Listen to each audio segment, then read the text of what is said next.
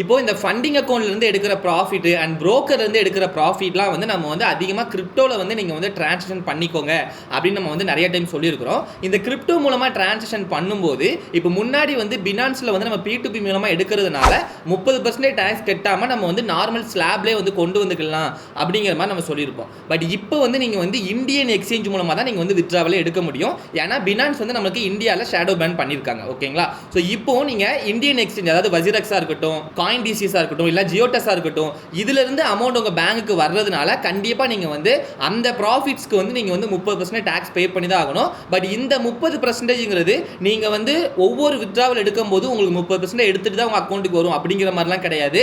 Amount வந்து நீங்கள் பேங்குக்கு எடுத்ததுக்கு அப்புறம் எப்பவுமே நீங்கள் வந்து டேக்ஸ் வந்து எப்படி பே பண்ணுவீங்க அப்படின்னா ஒவ்வொரு ஃபினான்ஷியல் இயருக்கும் எண்டில் வந்து நீங்கள் வந்து டேக்ஸ் வந்து பே பண்ணுவீங்க. ஸோ அந்த மாதிரி உங்களோட ப்ராஃபிட் எல்லாத்தையும் கணக்கு காமிச்சு நீங்கள் வந்து டேக்ஸ் வந்து ஃபைல் பண்ணுற மாதிரி இருக்கும். ஓகேங்களா?